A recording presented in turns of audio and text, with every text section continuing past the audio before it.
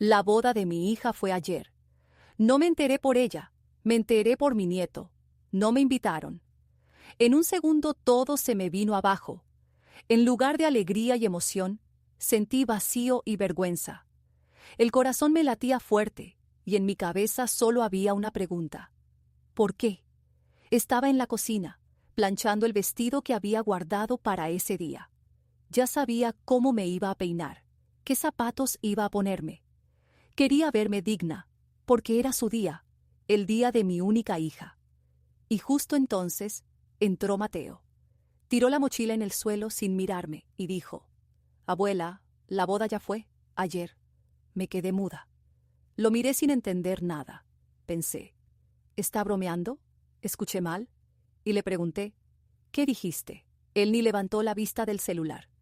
Repitió tranquilo como si nada: «Ayer, en Miami, ya pasó». Sentí que las piernas se me aflojaban. Yo había esperado ese día tantos años. Imaginaba cómo la llevaría al altar, cómo le diría unas palabras bonitas. Y ahora mi propio nieto me decía que todo eso ya había pasado y que yo no estuve allí. Pero, ¿cómo? ¿Por qué? Apenas me salían las palabras. Mateo se encogió de hombros, como si no le importara nada. Mamá dijo que así era mejor, que eres demasiado anticuada. Sus nuevos amigos no te entenderían. Fue como un golpe en el pecho. ¿Anticuada yo? Yo, que la crié sola después de la muerte de su padre. Yo, que trabajaba de noche cosiendo para pagarle la escuela. Yo, que muchas veces solo comía pan con té para que ella pudiera comprar su uniforme de baile. ¿Y ahora me dice anticuada? Sentía que algo se me rompía por dentro. Quise gritar, pero me contuve. Me senté en la silla. La cabeza me zumbaba. Me venían imágenes. Camila de niña en mis brazos. Su risa. Sus promesas de: «Mamita, siempre estaré contigo». Todo eso de golpe parecía mentira. «Estaban todos», agregó Mateo, como si quisiera clavarme más hondo la espina.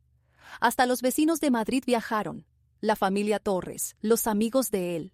Todos. Yo escuchaba y entendía. Me borraron de su vida, como si nunca hubiera existido. Respiré hondo y tragué las lágrimas.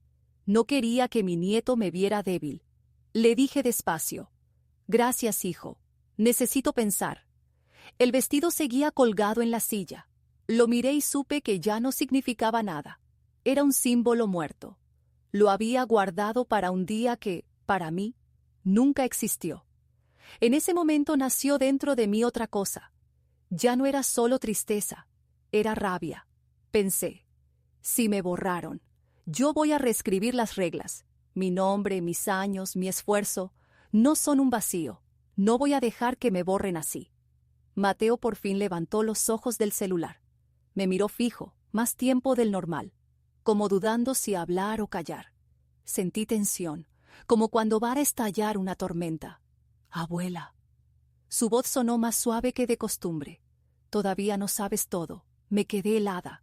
Si lo que ya había escuchado me destrozó el corazón, ¿qué más podía haber? Y entendí que lo peor aún estaba por llegar. No dormí en toda la noche. Me acosté, cerré los ojos, pero la cabeza no paraba. Veía la cara de mi hija, escuchaba las palabras de Mateo, y sentía un hueco en el pecho. Al final me levanté antes de que saliera el sol. Me miré en el espejo y vi a una mujer cansada, pero con una decisión clara. Iba a mirarla a los ojos y pedirle una explicación. Tomé el primer autobús hacia su casa. Nunca me había sentido tan extraña de camino a la casa de mi propia hija. Iba con el estómago hecho nudo, las manos sudando.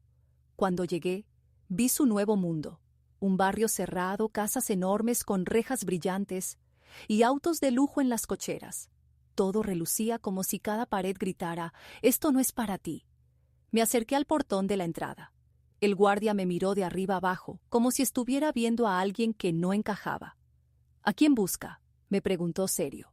«Soy la madre de Camila Torres», respondí, tratando de sonar firme. El tipo revisó una lista en una tableta, luego levantó la ceja. «Ella no avisó que venía alguien». Sentí una punzada en el estómago. Ni siquiera había dejado mi nombre registrado. Tragué saliva y dije más fuerte: «Soy su madre, déjeme pasar». El guardia dudó, pero al final abrió el portón. Caminé hasta la puerta de la casa. Era una mansión blanca con puertas doradas que brillaban con el sol de la mañana. Toqué el timbre. Pasaron varios segundos hasta que se abrió la puerta. Allí estaba ella, mi hija, con un vestido caro, el pelo perfectamente arreglado, uñas largas pintadas de rojo. Me miró de arriba abajo y puso esa sonrisa fría que no había visto nunca en ella. «Mamá, ¿qué haces aquí?». Me quedé helada. No me abrazó, no me dijo «pasa». Solo me miraba como si yo fuera una visita incómoda. «Vine porque quiero entender», le dije. «¿Por qué no me invitaste a tu boda? Soy tu madre». Camila cruzó los brazos y suspiró. «Mamá, ya lo hablamos. No era tu lugar». «¿Cómo que no era mi lugar?». Sentí que la voz me temblaba. «¿Te das cuenta lo que me hiciste?». Ella alzó la barbilla, como si fuera la reina de ese palacio dorado. «Escúchame bien. Yo estoy empezando una nueva vida. Aquí nadie quiere ver a una mujer que llega con sus historias viejas, con su manera de pensar de otro tiempo. Yo necesito mostrar otra imagen». Esas palabras me atravesaron como cuchillos. No era solo que no me quería en la boda, era que me negaba como parte de su vida. «¿Entonces te da vergüenza de mí?», le pregunté. Camila sonrió, pero no de cariño, sino con esa sonrisa dura que usan los que ya tomaron una decisión.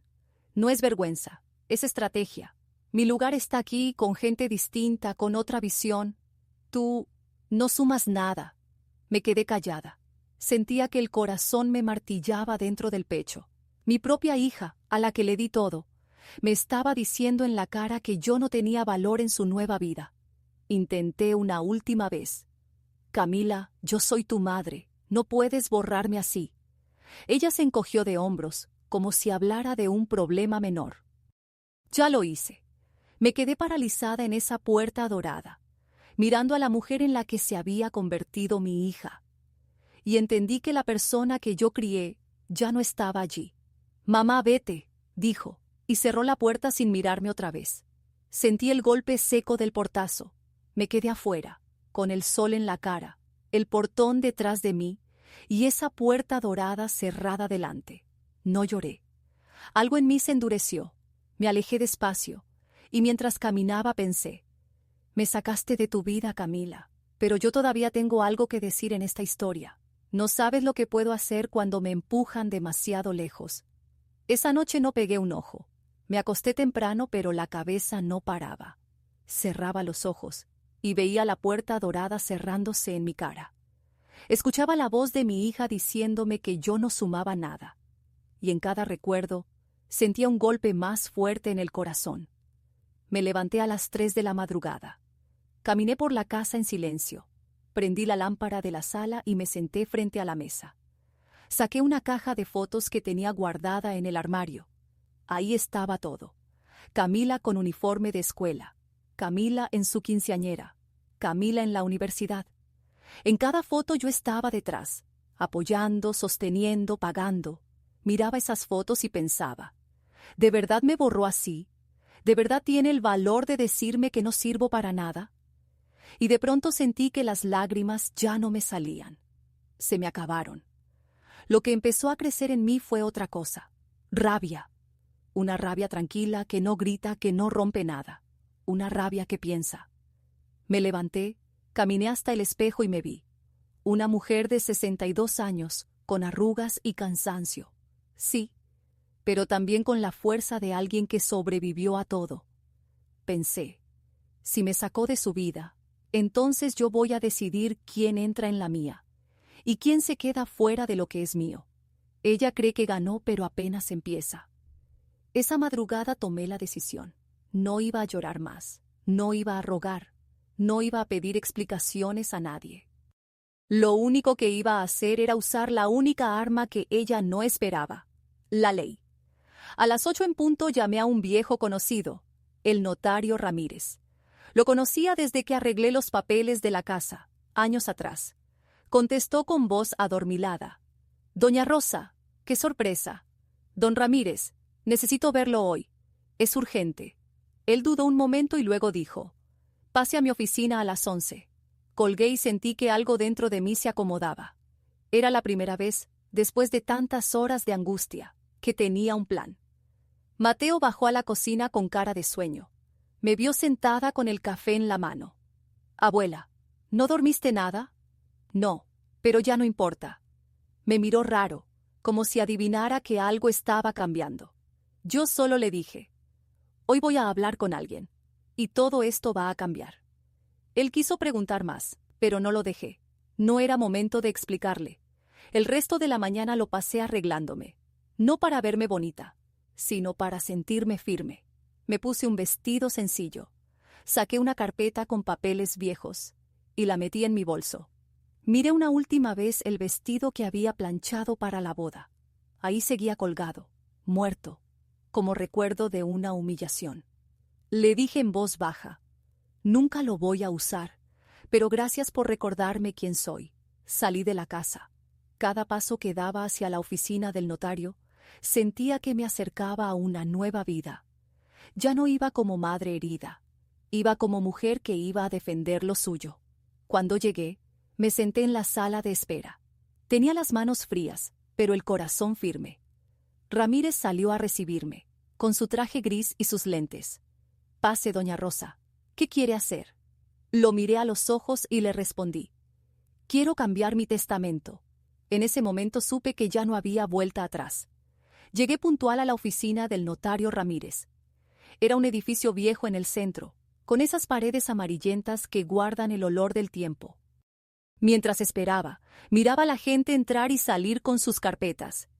Todos tenían ese gesto serio de quien viene a resolver cosas que no se cuentan en voz alta. Cuando él salió a recibirme, me saludó con respeto. Había envejecido desde la última vez que lo vi, pero su mirada seguía siendo firme. Pase, doña Rosa. ¿En qué puedo ayudarla? Me senté frente a su escritorio y respiré hondo. No estaba allí para pedir favores ni para llorar. Estaba allí para hablar claro. Quiero cambiar mi testamento, le dije sin rodeos. Ramírez levantó las cejas, como sorprendido, pero enseguida se acomodó los lentes y tomó su pluma. Entiendo. ¿Desea revocar lo que tiene firmado actualmente? Todo, respondí. Mi hija Camila queda fuera. No quiero que reciba nada. El notario me miró un momento en silencio. Tal vez esperaba que me arrepintiera, que me quebrara, que dijera: bueno, tal vez exagero. Pero no. Mis palabras eran definitivas. Está bien, dijo al fin. Dígame a quién quiere nombrar. A mi nieto, Mateo, contesté. Y una parte de la casa quiero que se done a un fondo para madres solteras. Al escribir esas palabras, sentí que mi espalda se enderezaba sola. Era como recuperar el control de algo que me habían quitado. Ramírez me explicó los detalles legales, las firmas necesarias, los plazos. Yo asentía en silencio. Cada sello, cada papel, era un martillazo que cerraba la puerta a Camila. Cuando terminé de firmar, él me dijo: a partir de ahora su hija no figura como heredera. Lo que acaba de hacer es irrevocable, salvo que usted decida cambiarlo de nuevo. Yo asentí. No pensaba cambiarlo jamás. Salí de la oficina con la carpeta en la mano. El sol del mediodía me dio en la cara y sentí que respiraba distinto. Esa mañana había entrado como una madre humillada y salía como una mujer que había tomado una decisión que dolía, pero que era justa. Lo que no esperaba era que esa misma tarde, con esos papeles aún calientes, Camila supiera lo que había hecho. Mateo fue quien me lo dijo.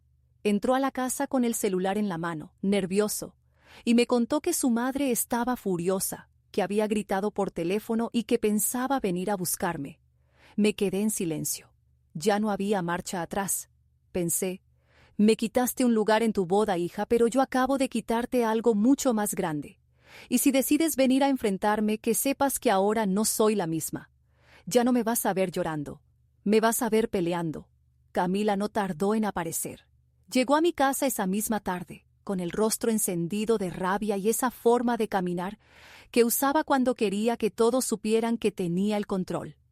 Ni siquiera saludó. Empujó la puerta y entró como si todavía fuera la niña que venía a pedirme permiso para salir con amigas. «¿Qué hiciste?», me gritó desde el pasillo. «¿Cómo te atreves a borrarme de tu testamento?». Me quedé sentada en la mesa de la cocina, con una calma que ni yo misma esperaba.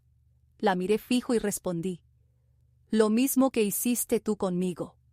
Sus ojos se abrieron como platos, y por un instante vi miedo, aunque lo cubrió enseguida con esa sonrisa fría que había aprendido a usar. «Estás loca, mamá. ¿Sabes lo que estás haciendo?». «Claro que sé», dije sin moverme. Por primera vez en mucho tiempo, Camila se paseó por la cocina como una fiera enjaulada. Me insultó, me acusó de querer arruinarle la vida. Me dijo que la hacía quedar como una mala hija. Yo escuchaba en silencio, dejando que soltara toda su furia. Y de pronto, detrás de la puerta, apareció Mateo con el celular en la mano. «Abuela», me susurró, «está grabando todo». Camila no se dio cuenta.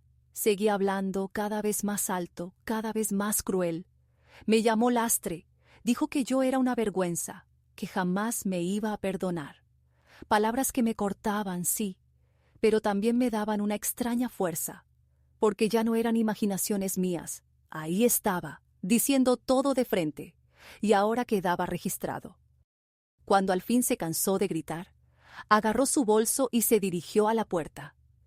«Vas a arrepentirte, mamá, te lo juro», y salió dando un portazo. Mateo entró despacio, todavía con el celular en la mano. Tenía la cara seria, como si hubiera visto algo que le costaba aceptar. Me mostró la pantalla y me dijo: «Está todo aquí, cada palabra». Lo miré sorprendida. «¿Por qué lo grabaste?». Él bajó la mirada. «Porque sabía que iba a hacer esto. Siempre lo hace. Y pensé que un día te iba a servir». En ese momento sentí que el mundo se daba vuelta.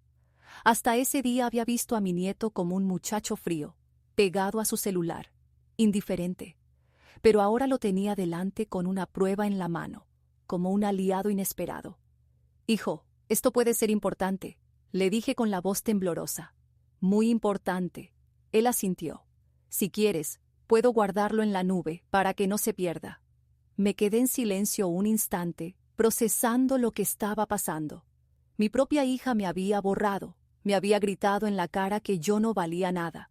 Y ahora mi nieto, el mismo que me dio la noticia de la boda, estaba del otro lado, tendiéndome una herramienta. «Hazlo», le respondí. «Guárdalo bien». Esa noche me acosté sabiendo que algo había cambiado. Ya no era solo yo contra ella, tenía pruebas, tenía un testigo. Tenía un nieto que, aunque con dudas, había elegido ponerse de mi lado. Antes de cerrar los ojos pensé en las palabras de Camila, las que había dicho con tanto desprecio. «No sumas nada». Sonreí con amargura. Esa grabación iba a demostrar lo contrario. Iba a demostrar quién era realmente ella. Al día siguiente, mientras preparaba café, Mateo se sentó frente a mí con una seriedad que pocas veces le había visto. No traía el celular en la mano ni los auriculares puestos, solo sus ojos fijos en los míos. Yo supe que venía con algo importante antes de que abriera la boca. «Abuela», me dijo bajito, «hay algo que necesito contarte». Me quedé quieta, con la cucharita en el aire. En su tono había un peso distinto. No era la voz de un adolescente que se queja por las clases o que pide dinero para salir. Era la voz de alguien que carga con un secreto. «Dime, hijo», le respondí. «Ya nada puede sorprenderme». Mateo se mordió el labio, dudó unos segundos y al fin lo soltó. «Mamá robó dinero de la cuenta del abuelo». Sentí que el estómago se me hundía. «¿Qué estás diciendo?». «Robó, abuela. No fue un error ni un préstamo. Sacó más de $400,000 de la inversión que dejó el abuelo cuando murió. Yo lo descubrí porque una vez usó la computadora delante de mí y vi los estados de cuenta. Pensó que yo no entendía nada, pero lo recuerdo todo. Me apoyé en la mesa porque las piernas me temblaban. Recordaba cada centavo que mi marido había ahorrado. Cómo planeábamos ese fondo para que Camila tuviera seguridad, para que Mateo estudiara en la universidad, para que yo tuviera un respaldo en la vejez, Y ahora mi nieto me decía que mi propia hija había saqueado todo. ¿Estás seguro de lo que dices?, susurré, aunque ya veía en su mirada que no estaba inventando nada. Claro que estoy seguro. Vi las transferencias. Primero lo usó para comprarse un carro, después para invertir en un negocio que nunca existió. Y el resto, bajó la mirada. No sé en qué lo gastó, pero ya no está. Un silencio pesado cayó sobre nosotros. Yo trataba de ordenar las ideas, pero cada pensamiento me golpeaba más fuerte que el anterior. No solo me había excluido de su boda, no solo me había insultado en mi propia casa, también me había robado la herencia de su padre, el dinero que debía sostener a su familia. ¿Por qué nunca me lo dijiste antes?, le pregunté.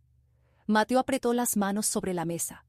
Porque tenía miedo de que me culparas a mí, miedo de que mamá me hiciera la vida imposible. Pero ahora, después de lo de ayer, creo que ya no puedo callar más. Lo miré en silencio. Por primera vez veía en él no al muchacho distraído, sino al joven que estaba tomando una decisión difícil. Gracias, hijo, le dije al fin. Lo que me acabas de contar es doloroso, pero también es la verdad que necesito. Mateo respiró hondo y levantó la vista. Abuela, si necesitas que lo diga delante de alguien, lo voy a hacer. Puedo testificar. Sus palabras me cayeron como un rayo. Él, su propio hijo, estaba dispuesto a declarar en contra de su madre. Eso me estremeció. No era lo que yo quería para él, pero al mismo tiempo sabía que esa era la única forma de que la justicia tuviera fuerza. Me levanté. Caminé hasta la ventana y miré la calle vacía. Pensé en mi marido, en cómo confiaba en que su hija iba a cuidar lo que él dejó. Pensé en Camila de niña, con sus trenzas y sus preguntas inocentes, y la comparé con la mujer que me había borrado de su vida y que ahora parecía como una ladrona. Volví a mirar a Mateo. Si llega el momento, ¿estás seguro de que podrás hacerlo? Él asintió sin titubear. Estoy cansado de sus mentiras, y no quiero que sigas sufriendo sola. En ese instante lo abracé. No fue un abrazo largo ni dramático, pero fue suficiente para sentir que ya no estaba tan sola como pensaba. Esa noche me quedé despierta otra vez, pero esta vez no por tristeza, sino porque mi cabeza empezaba a organizar lo que venía. Ya no era un asunto de orgullo ni de dignidad herida. Ahora había pruebas, había testigos, había delitos. Me dije a mí misma, ella eligió el camino de la mentira y del robo. Yo voy a elegir el camino de la justicia. Y si tengo que poner a mi nieto frente a un juez para que diga la verdad, lo haré. No porque quiera venganza, sino porque alguien tiene que poner fin a todo esto. Y con ese pensamiento me dormí, sabiendo que la guerra apenas estaba comenzando. Unos días después decidí que ya no podía esperar más. Tenía la grabación, tenía el testimonio de Mateo, y tenía en mi corazón la certeza de que Camila había cruzado una línea de la que no había regreso. No bastaba con cambiar mi testamento, eso solo era el primer golpe. Si quería de verdad proteger lo que quedaba y hacer justicia por lo que mi marido dejó, necesitaba a alguien que conociera las leyes mejor que yo. Me recomendaron a Isabel Fernández, una abogada conocida en Miami, por llevar casos de abuso financiero dentro de las familias. No era barata, eso me lo aclararon desde el principio, pero también decían que cuando ella tomaba un caso lo peleaba hasta el final. La primera cita fue en su oficina, un lugar moderno con ventanales grandes que dejaban entrar toda la luz. No tenía nada de esas paredes grises y frías que yo imaginaba de los abogados. Al contrario, era un espacio que transmitía seguridad, como diciendo, aquí se resuelven las cosas en serio. Cuando ella entró, me impresionó. No era una mujer mayor ni tampoco muy joven. Estaba en esa edad donde ya tienes experiencia y todavía energía para pelear duro. Llevaba un traje azul oscuro y un andar firme. Se presentó con una sonrisa breve, no de cortesía vacía, sino de alguien que escucha con atención. Doña Rosa, me contaron un poco de su situación, pero quiero escucharlo de su boca, me dijo mientras abría su libreta. Respiré hondo y le conté todo. La boda sin invitación, los insultos en mi casa, la grabación de Mateo. Y por último lo de los $400,000 desaparecidos de la cuenta de mi marido. Mientras hablaba, Isabel asentía de vez en cuando, escribía notas rápidas, y yo podía ver cómo iba armando un mapa en su cabeza. Cuando terminé, se inclinó hacia adelante. Lo que me cuenta es serio, muy serio. No es solo un conflicto familiar. Aquí hay delitos, fraude, apropiación indebida. Incluso podríamos hablar de abuso de poder si intentó declararla incapaz para manejar sus bienes. Yo la miraba con la boca entreabierta. Que alguien pusiera esas palabras tan claras sobre la mesa me sacudió. ¿Y qué significa eso en la práctica?, pregunté. Significa que tenemos dos caminos, explicó ella con calma, el penal y el civil. En el penal buscamos que se reconozca el delito y que haya una condena. En el civil, pedimos la devolución del dinero con intereses, además de daños y perjuicios. Se quedó un instante en silencio, como midiendo si debía decirme lo siguiente. Le voy a ser sincera, doña Rosa. Si seguimos este camino, su hija puede terminar en la cárcel. Las palabras me golpearon. Una parte de mí se estremeció, porque ninguna madre quiere imaginar a su hija tras las rejas. Pero otra parte, la que ya estaba cansada de humillaciones y de traiciones, se sintió fuerte. Si ella eligió ese camino, que lo asuma, dije casi en un susurro. Yo ya no la estoy condenando, se condenó sola. Isabel me miró fija y asintió. Entonces vamos a proceder, pero necesito que su nieto declare. Su testimonio es clave. ¿Cree que estará dispuesto? Sí, respondí sin dudar. Ya me lo prometió. La abogada cerró la libreta y se levantó. Bien, vamos a preparar todo. Y le advierto, este proceso será largo y doloroso, pero no estará sola. Cuando salí de su oficina, sentí que había dado un paso enorme. No sabía aún cómo iba a resistir el peso de lo que venía, pero tenía a Isabel de mi lado, y eso ya era un comienzo. Esa noche le conté a Mateo lo que había decidido. Lo miré a los ojos y le dije, vas a tener que hablar frente a gente que te va a mirar con lupa. Vas a tener que decir la verdad, aunque te duela. Él me escuchó serio y me respondió sin vacilar. Estoy listo, abuela. No quiero seguir viviendo en medio de sus mentiras. Lo abracé fuerte. Y mientras lo hacía sentí que la guerra ya estaba declarada, que mi hija no se había dado cuenta todavía. Pero el camino que había elegido la iba a llevar a un lugar donde sus lujos y sus amigos ya no podrían salvarla. Unas semanas después, cuando ya habíamos entregado la primera parte de la denuncia, me enteré de algo que me dejó helada. No vino de Isabel, ni de un papel oficial, sino de la boca de la madre de Alejandro, el esposo de Camila. Fue una llamada que nunca voy a olvidar. Señora Rosa, me dijo con un tono cargado de desconfianza. Necesito hablar con usted directamente, porque lo que su hija nos contó no concuerda con lo que estamos viendo. Yo me quedé muda unos segundos. No sabía si debía contestar o colgar, pero la curiosidad pudo más. ¿Qué le dijo mi hija? La mujer respiró profundo antes de soltarlo. Nos contó que usted tenía problemas graves con el alcohol, que maltrataba a Camila de niña, y que por eso no la quería en la boda. Sentí un nudo en la garganta. Era demasiado bajo, incluso para Camila. Usar la mentira del alcoholismo y el maltrato para justificar ante su nueva familia por qué yo no estaba en la ceremonia. Casi me quedo sin palabras, pero logré responder. Eso es falso, y ella lo sabe. Del otro lado hubo un silencio incómodo. Ya lo sospechábamos, porque Mateo habla de usted con respeto, y lo que vemos no coincide con esa versión. Pero necesitaba escucharlo directamente. Colgué el teléfono con las manos temblando. Me fui a sentar a la sala, y Mateo, que había escuchado parte de la conversación, me miró preocupado. ¿Otra mentira de mamá? Asentí con la cabeza. Sí, y esta es peor que todas. Mateo frunció el ceño. Abuela, ¿quieres que te diga algo más? Hay algo que sé desde hace tiempo. Lo miré esperando, con miedo a lo que podía salir de su boca. ¿Qué cosa? Los $50,000 que pidió a la familia de papá, supuestamente para terapia psicológica. Nunca los usó en eso. el estómago se me revolvió. ¿Cómo que no? Mateo se cruzó de brazos y me miró serio. Se compró un carro, un BMW rosa. Yo la acompañé al concesionario. Me dijo que no dijera nada a nadie.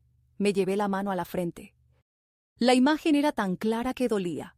Camila sonriendo con las llaves de su carro nuevo, inventando un problema de salud mental para sacar dinero de su nueva familia, mientras me borraba a mí de su vida como si yo fuera un estorbo. No dije nada durante varios minutos. Solo escuchaba mi propia respiración agitada. Finalmente hablé. Esto no es solo deshonesto, es un fraude completo. Y con lo de la cuenta del abuelo, ya no hay duda. Ella cruzó todas las líneas. Mateo me miraba esperando mi reacción. ¿Qué vas a hacer, abuela? Lo miré directo, con un peso nuevo en la voz. Lo que hay que hacer. Cada mentira tiene un límite, y ella pasó todos. Vamos a usar todo lo que sabemos. Esa noche llamé a Isabel. Le conté lo de la llamada, lo de la difamación y lo del carro. Ella me escuchó en silencio, tomando notas como siempre. Cuando terminé, me dijo algo que todavía me retumba en los oídos. Doña Rosa, con todo lo que tenemos, no solo podemos recuperar el dinero, también podemos reclamar daños morales. Y si logramos probar la difamación, su reputación quedará limpia y la de su hija en ruinas. Al colgar, sentí una mezcla extraña de alivio y tristeza. Alivio porque, por primera vez, la balanza estaba inclinándose hacia mi lado. Tristeza porque cada nueva mentira de Camila era una confirmación de que la hija que yo había criado ya no existía. Antes de dormir, miré al techo y pensé, me borraste de tu boda, me insultaste en mi propia casa, robaste lo que no era tuyo, y encima inventaste historias para ensuciar mi nombre. Creíste que nunca me iba a defender, pues ahora sí me voy a defender, y lo haré con pruebas, con testigos y con la ley. La siguiente reunión con Isabel fue distinta. Ya no era solo una consulta. Ahora estábamos en plena estrategia. Entré a su oficina con una carpeta llena de papeles, con las grabaciones guardadas en una memoria y con el peso de todo lo que Mateo me había contado. Ella me recibió con la misma calma de siempre, pero esta vez noté un brillo en sus ojos, como si supiera que el caso había tomado otra dimensión. Doña Rosa, siéntese, me dijo mientras acomodaba los documentos sobre la mesa. Quiero que entienda algo muy importante. Yo asentí y me preparé para escuchar. Hasta ahora hablamos de recuperar lo robado, los 400,000 de la cuenta de su esposo, los 50,000 del préstamo falso, más los intereses. Eso ya de por sí es un monto grande. Pero la ley contempla algo más. Daños punitivos. ¿Daños punitivos? Repetí sin entender bien. Isabel sonrió apenas. Sí, son sanciones adicionales, diseñadas para castigar conductas especialmente graves. No se trata solo de devolver lo que se llevó, sino de pagar una suma mayor, a veces hasta el triple, como advertencia para que nadie más intente lo mismo. Me quedé en silencio, procesando lo que acababa de escuchar. ¿Está diciendo que Camila podría terminar pagando no 650,000, sino mucho más? Exactamente. Podría ser más de 1,000,000, dependiendo de lo que logremos probar. El aire se me quedó atascado en los pulmones. Nunca pensé en números tan altos. Y aunque no buscaba dinero, escuchar que la ley podía obligarla a devolver hasta 3 veces lo robado, me hizo sentir que por fin había una justicia que equilibraba la balanza. Isabel no terminó allí. Además, quiero que sepa otra cosa. Como su hija está casada, ciertos bienes pueden considerarse parte de la sociedad conyugal. Eso significa que el esposo podría ser responsable de parte de la deuda. Abrí los ojos sorprendida. ¿Alejandro también? Sí, respondió sin vacilar. Tal vez no todo, pero si probamos que parte de ese dinero benefició a la familia o se mezcló en cuentas comunes, él también tendrá que responder. Me apoyé en el respaldo de la silla. Pensaba en aquel muchacho elegante que apenas conocí, en la familia de dinero que la había recibido con los brazos abiertos, en la confianza que depositaron en ella. Y ahora, gracias a sus mentiras y sus fraudes, Podía arrastrar también a su esposo a un escándalo judicial. Isabel cerró su carpeta y me miró directo. Quiero que entienda, doña Rosa, esto no es un pleito pequeño. Esto es un caso fuerte, con consecuencias graves. No se trata de venganza, sino de justicia. Pero una vez que avancemos, no habrá marcha atrás. Yo asentí despacio. No la quiero, la marcha atrás. Camila me quitó demasiado. Si la ley dice que debe pagar 3 veces, que pague 3 veces. Y si Alejandro tiene que aprender lo que significa confiar en alguien que miente, que lo aprenda también. Cuando salí de esa oficina, el sol ya estaba cayendo, y las luces de la ciudad se encendían. Caminé despacio hacia la parada del autobús, pensando en todo lo que Isabel me había explicado. No era solo dinero, era la posibilidad de que Camila sintiera en carne propia lo que significa perderlo todo. Al llegar a casa, Mateo me estaba esperando. Quiso saber cómo había ido la reunión. Me senté con él en la mesa y le conté lo de los daños punitivos, lo del triple, lo de la posible responsabilidad de su padre. Él abrió los ojos como si no pudiera creerlo. ¿Entonces podrían obligarlos a pagar más de 1 millón? Sí, hijo, respondí. Y no será porque yo lo inventé, será porque la ley lo permite. Mateo se quedó pensativo unos segundos, y luego me dijo algo que me heló. Mamá no lo va a soportar. No sabe perder. Si le quitan todo se va a romper. Lo miré con tristeza porque en el fondo yo lo sabía también, pero ya no podía detenerme. Esa noche, mientras apagaba la luz de mi habitación, pensé, Camila siempre creyó que podía manipular, mentir y robar sin consecuencias. Ahora la vida le está enseñando lo contrario, y yo estoy aquí para verlo. Después de la última reunión con Isabel, pasé varios días en silencio, como si necesitara digerir todo lo que me había dicho. Caminaba por la casa y pensaba en cada palabra. Daños punitivos, triple de la cantidad, responsabilidad compartida con Alejandro. Todo eso sonaba enorme, casi increíble, pero al mismo tiempo real. Era como si estuviera viendo cómo un río pequeño se convertía en una corriente imparable que arrasaba con todo a su paso. Durante esas noches apenas dormía. Me acostaba y miraba el techo pensando en la niña que había criado, en la adolescente que soñaba con viajes y vestidos, en la joven que lloró el día que enterramos a su padre.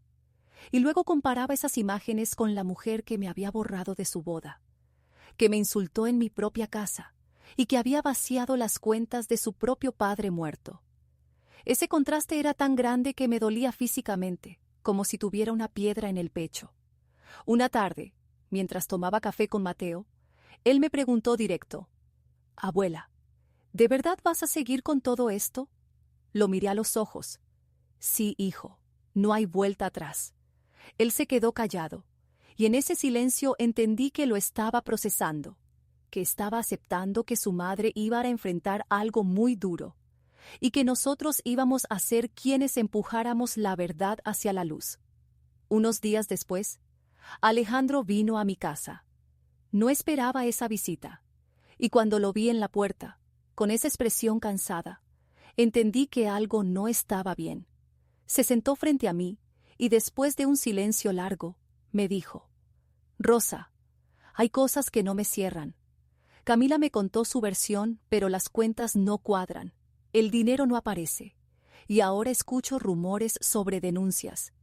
Yo lo observé en silencio. Tenía delante a un hombre que, a pesar de todo su dinero y su apellido, parecía perdido. Alejandro», le dije con calma, «yo no soy quien inventa rumores. Lo que está pasando es real, y tarde o temprano, todo va a salir a la luz». Él bajó la mirada. Se veía preocupado, y por un instante sentí lástima, porque era evidente que también estaba siendo víctima de las mentiras de Camila. Pero esa lástima no cambiaba nada. Él había elegido casarse con ella, y ahora tenía que enfrentar las consecuencias. Cuando se fue, me quedé sola en la sala y pensé, ya no hay forma de detener esto. Si hasta el propio esposo empieza a sospechar, la caída de Camila es cuestión de tiempo, y yo no voy a interponerme para salvarla. Esa noche llamé a Isabel y le dije con voz firme, Siga adelante con todo, no me guarde nada, no me proteja. Haga lo que tenga que hacer, aunque mi hija termine en la cárcel. Del otro lado de la línea hubo un silencio breve, y luego la respuesta de Isabel. Muy bien, doña Rosa. Ese es el punto sin retorno. Colgué y me quedé sentada en la oscuridad, escuchando solo el tic-tac del reloj. Sentía miedo, claro que sí, porque una madre nunca deja de ser madre, incluso cuando la hija traiciona todo. Pero al mismo tiempo sentía una paz extraña, como cuando decides algo después de mucho dolor y sabes que, aunque duela, es lo correcto. Me acosté esa noche con un pensamiento claro. Camila me borró de su vida, pero yo no voy a permitir que borre la verdad. Y si eso significa verla perderlo todo, entonces así será. El día del juicio llegó más rápido de lo que pensaba. Pasaron meses de trámites, declaraciones y papeles que parecían no tener fin. Pero cuando finalmente nos llamaron al tribunal, sentí que todo ese tiempo se había comprimido en un solo instante. Me desperté temprano, con el estómago revuelto y las manos frías, como si fuera yo quien estuviera acusada. Mateo me acompañó. Lo vi ponerse una camisa que apenas usaba y peinarse con más cuidado de lo normal. Era un muchacho, sí, pero en ese momento parecía más un hombre dispuesto a cargar con un peso demasiado grande para su edad. Le puse la mano en el hombro y le dije que estaba orgullosa de él, aunque sabía que esas palabras no alcanzaban para quitarle los nervios. La sala del tribunal era amplia, con bancos de madera que crujían cada vez que alguien se movía. En el centro, el juez miraba con seriedad desde lo alto, y los abogados se preparaban con sus carpetas y sus laptops. Isabel estaba a mi lado, con esa calma que nunca perdía, y me dio confianza saber que ella iba a hablar por mí. Cuando entró Camila, casi no la reconocí. Vestía un traje caro, pero su mirada ya no era la misma. Había cansancio en sus ojos, rabia contenida y miedo disfrazado de orgullo. No me miró ni una sola vez, aunque yo sentí su presencia como un peso en la espalda. Alejandro la acompañaba, con la expresión dura de alguien que se siente traicionado. Se sentó a distancia, sin tocarla. El proceso empezó con las pruebas financieras. Isabel mostró documentos, transferencias, estados de cuenta que demostraban cómo el dinero del abuelo había desaparecido en manos de Camila. Luego vinieron los testimonios. Yo tuve que hablar, explicar lo que descubrí, contar lo que escuché de su propia boca en aquella visita llena de insultos. Sentía que cada palabra me desgarraba, pero también que me liberaba de años de silencio. Después fue el turno de Mateo. Vi cómo respiraba hondo antes de ponerse de pie y jurar decir la verdad. Habló con claridad, sin titubear, y relató cómo vio las transferencias y cómo su madre le pidió guardar secretos. Cuando mencionó el carro rosa comprado con el dinero para terapia, la sala entera se movió en un murmullo. Yo miraba a mi nieto y pensaba, este muchacho tiene más valentía que muchos adultos. Camila trató de defenderse. Su abogada habló de malentendidos, de préstamos, de supuestas inversiones que fracasaron, pero nada se sostenía frente a las pruebas. Y cuando el juez le preguntó directamente sobre la difamación, sobre las mentiras que dijo de mí a la familia de Alejandro, ella se quedó callada demasiado tiempo. Ese silencio la condenó más que cualquier palabra. Al final de las sesiones, la sentencia fue clara. Debía devolver los 400,000 con intereses, más los 50,000 del préstamo falso, y además pagar daños punitivos que triplicaban la suma. En total, la cantidad superaba el $1.000.000. El juez también aceptó la demanda de difamación, obligándola a reparar mi nombre públicamente, y aunque no dictó cárcel inmediata, dejó abierta la puerta a un proceso penal si no cumplía con los pagos. Alejandro pidió el divorcio en ese mismo contexto. No aguantó más, y lo anunció frente a todos, como quien se arranca una cadena demasiado pesada. La cara de Camila en ese momento fue algo que nunca voy a olvidar. Ya no era de soberbia, era de derrota pura. Cuando salimos de la sala, Isabel me felicitó con una sonrisa breve. Mateo me abrazó fuerte, y yo apenas pude contener las lágrimas. No eran lágrimas de triunfo, porque no había nada que celebrar. Eran lágrimas de alivio, de cansancio, de una madre que vio caer a su hija por sus propias decisiones y que entendía que nada volvería a ser igual. Esa noche, sola en mi cama, repasé todo lo ocurrido y pensé: se terminó, la justicia habló, ya no me pertenece a mí cargar con este dolor. Ahora le pertenece a ella enfrentarse con lo que hizo. Después del juicio, mi vida cambió de una manera que nunca había imaginado. No fue un cambio ruidoso ni lleno de celebraciones, sino algo silencioso, como cuando dejas de cargar un saco de piedras y de pronto descubres que puedes respirar sin esfuerzo. Al principio me costó acostumbrarme. Pasé días enteros en casa, en un silencio raro, sin llamadas de Camila, sin gritos, sin esa sensación de estar siempre bajo ataque. Me sorprendía a mí misma tomando café en la mañana y disfrutando el simple sonido de los pájaros afuera, algo que antes ni notaba. Mateo venía seguido, se sentaba conmigo a charlar, y poco a poco lo fui sintiendo más cercano que nunca. Nuestra relación había cambiado, porque ahora compartíamos algo muy pesado: la verdad.